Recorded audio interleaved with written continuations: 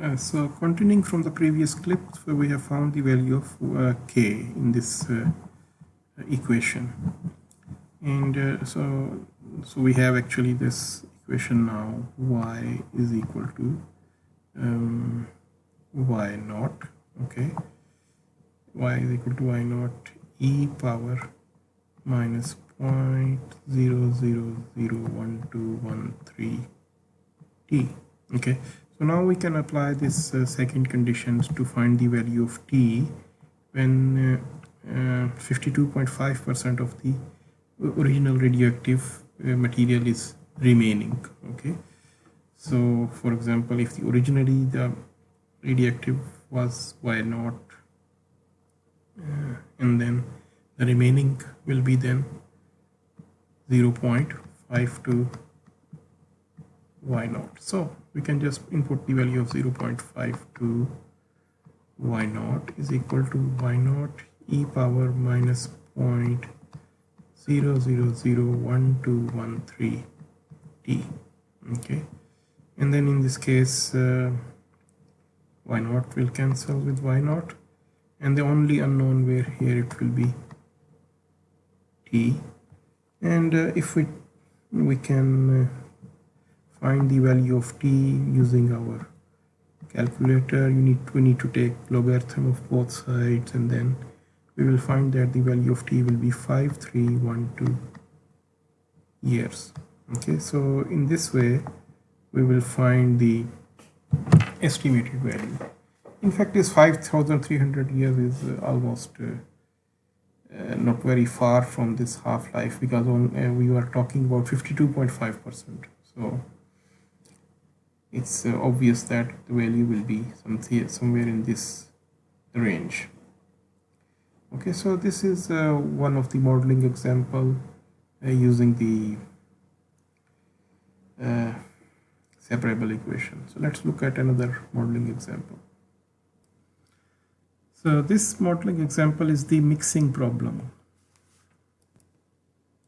So in this mixing problem, we have a tank, okay, a tank in which some salt solution is being mixed, okay, and then salt solution is also being discharged out. So this is the tank. Okay, so the tank has about 1,000 gallon of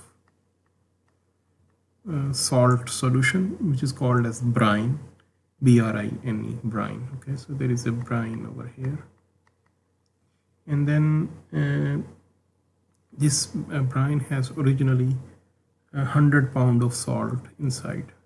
So 100 pound of salt is inside here, salt. Okay, and then in addition about 10 gallon per minute, 10 gallon per minute of brine is added over here, and that brine which is being added over here, which is being added, has 5 gram 5 pound, okay, 5 pound per gallon of salt. Okay, so salt here. Okay, so at the rate of 10 gallon per minute brine is being added, and then at the discharge is also 10 gallons per minute of that mixed brine. So inside there are some stirrers, so which keep on stirring the mixture so that the concentration of the mixture is assumed to be uniform. So what we have to find over here is that, okay, so this is a new example, mixing problem example, mixing problem example. Okay, mixing problem example. Okay, so what we have to find over here is that we have to find the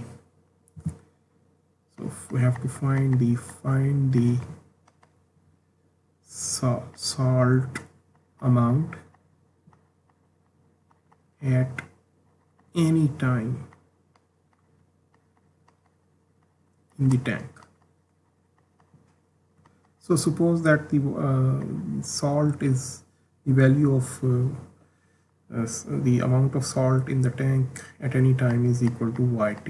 Okay, so we have to find the relationship for yt.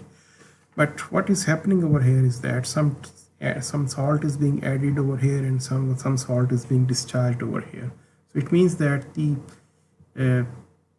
amount of salt is changing with respect to time. So therefore, if we want to ask about the change, so the change we can represent by y prime, which is equal to dy over dt. Okay, so what is that change? So this change which is happening over here, this change which is happening over here, which means that the y prime, okay, is equal to the inflow rate minus the outflow rate. So remember that we are talking about the quantity of salt. So the salt is being added at what quantity? So for example, in the inflow, you can see that 5 pound of per gallon of salt times 10 gallons per minute. So for per minute, we are adding like 5 times 10 is equal to 50 pound salt. So the inflow rate is actually 50 here. Okay, 50 pound per minute. Okay, time is in minutes. So what is the outflow rate? So for the outflow rate, what we can consider is that since the outflow is 10 gallons per minute, okay, so since the outflow is 10 gallons per minute, and which is 10 gallon per minute, if we divide this 10 gallons in 1 minute divided by the 1000 gallon in the tank, as you can see that if inflow rate is also 10 gallon per minute and outflow rate is also 10 gallon per minute. So it means that the value of brine in the tank will remain constant. Okay, so if that 10 gallon per minute is coming out, so that is coming out from the 1000 gallon of brine.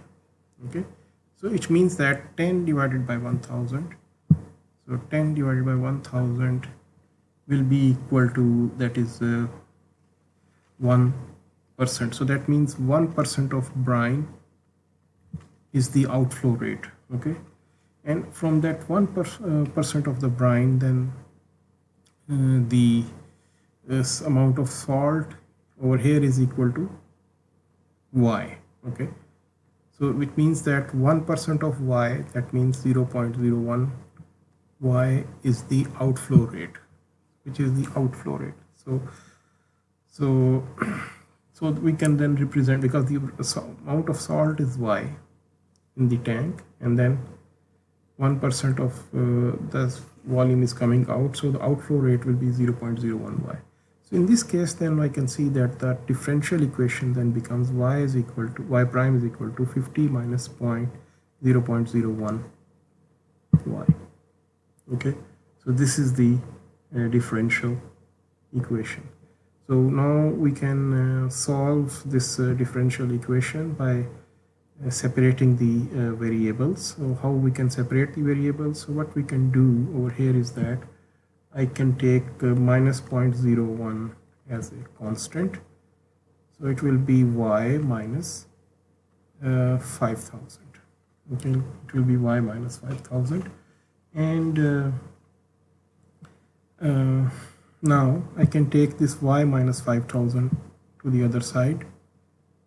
Okay, so that the equation will become separable. So y prime divided by y minus 5000 equal to minus 0.01, or in another word, it will be dy over y minus 5000 equal to minus 0.01 dx. So now we can integrate this equation.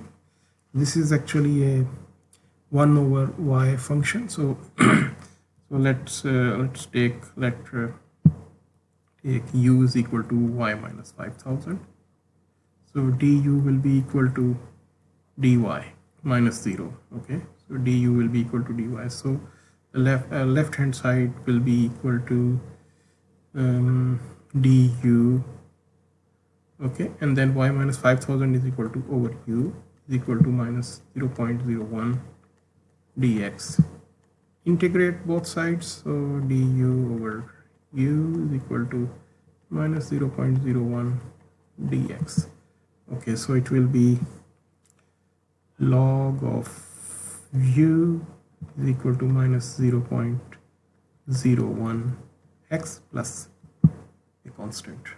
Okay, and now I take the exponentiation of both sides. Okay, so it will be, if you take the exponentiation of this side, it will be then u, and then it will be equal to e power minus 0.01. Actually it's not x, it's actually it's t. So I need to make some correction then. In this case it was with respect to t. Yeah, here it will be t,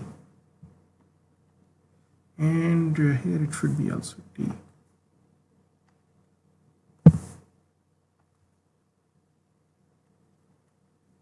Yeah, again t, and t, and it will be t plus c, and like we have done previously, so I can represent it like this: e power minus 0.01 t if I take this constant as c1, and then e power c1 is another constant, so I can write it like this: e power minus 0.01 t. Okay, and u of course is equal to y minus 5000.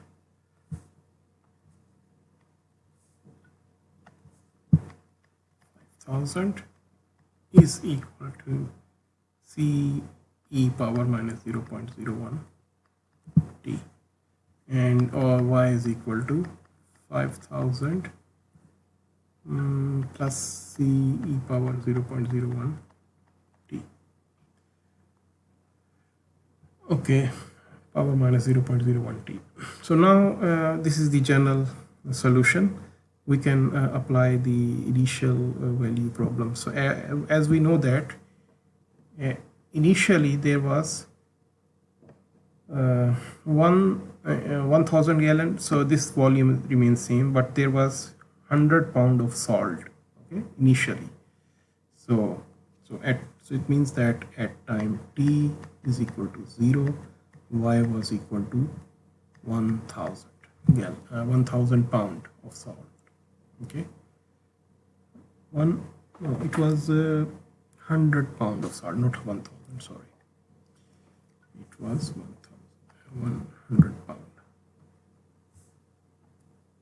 So I can put these values over here, so into this equation. So y is equal to 100, it is 5000 plus c e power minus 0.01 into 0.